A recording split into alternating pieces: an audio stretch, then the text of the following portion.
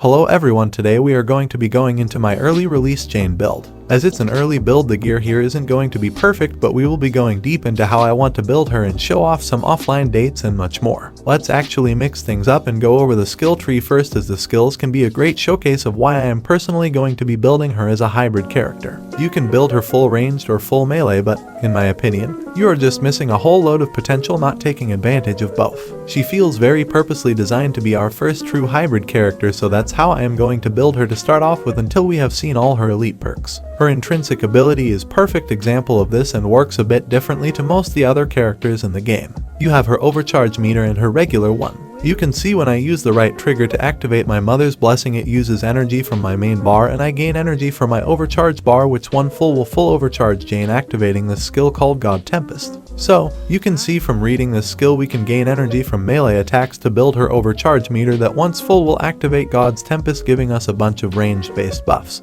This is why I am building her as a hybrid. So, I can be dealing super good damage while building my overcharge, and then once it activates, I can go crazy with the ranged attacks. The rest of her skill tree is pretty similar to Thor's. For Warrior's Fury, we are using both skills that buff ourselves and our team. For the God Blast, we are using the glitch to have 3 all at once and more damage when overcharged. I will leave a link to a tricks video in the description if you don't know how to do this. For her ultimate tree, RJordie seems to be the best by far. This skill can activate buffs and payloads, deals some decent damage, and apply shock to enemies just like Hawkeye. I like to pair this with either the skill that lets you build overcharge faster, as it goes great with some heroic region perks we are using later, or the skill that gives you heroic orbs. Both of these are great and I am still not sure on which one I like better, so be sure to try them both and make your own choice for your build. I will just flick through my mastery tree. Most of these skills are pretty self-explanatory, with probably your main choice being on the very last tree, where you can choose to have more damage or more defense.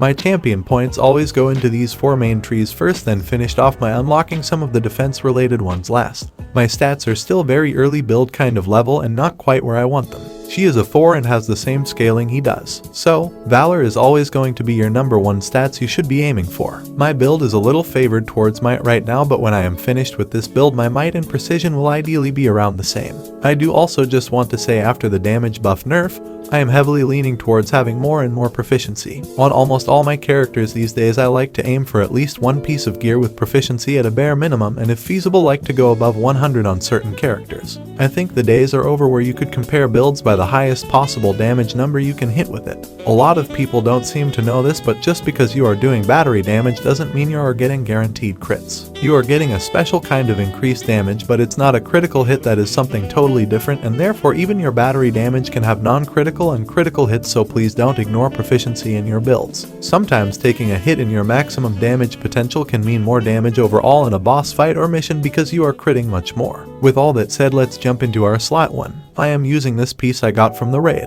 It has the perfect stats for our hybrid build with might, precision, and valor, and has vibranium damage on our signature attacks, which is the one you saw in the intro when Jane spins the hammer around super fast. There could maybe be an elite version of this with some better perks, but for now this will do. I do also keep on me a faultless pulse for use when fighting Claw in the stun phase, and this might and valor Tachyon surge piece for when I want to play more of a power attack or unarmed build.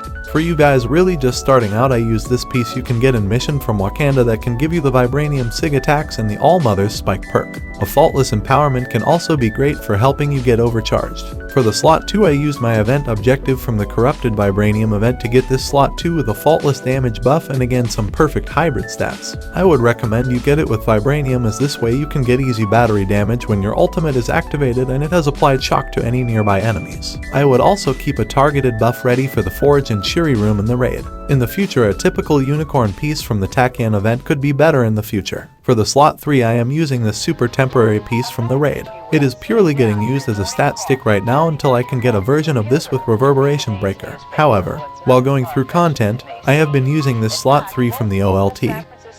Gear like this can be great while you are leveling a low power character but aren't often the best in slot for a build. But for now, this offers some decent all-around stats for resolve and proficiency while also giving me a reactive cosmic surge for some health and heroic regeneration if I feel like I need to switch to something with more defense. The slot 4 is when things get spicy. This piece can be found at the Helicarrier vendor or from villain sectors, but at the time of this video you can find it via an offline vendor trick using the date I will leave in the description. If you don't know how to do this, you need to close the game and turn off your network connection. From here you can go into your system settings and change the date to whatever you want.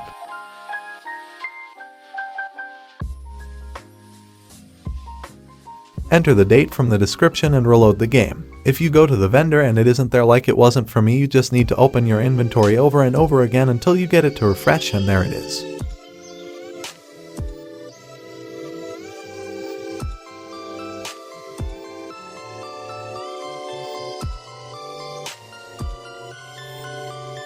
While ideally, I would like this to me might Valor and Precision while I am still leveling. The extra resolve is nice and it's the perks we are mainly using it for. Rampant Supercharge and the Berserker Spark combined will give you a crazy amount of heroic regeneration. You can see in this clip I get all my heroics back around 8 seconds after using them. The Cosmic Surge helped here as well, but regardless you can see the stupid amount of regeneration you will be getting from this one piece. You can also use this offline date trick to grab these artifacts. A triple might with signature attack damage and a triple valor with signature attack damage. The dates for both of these are in the description.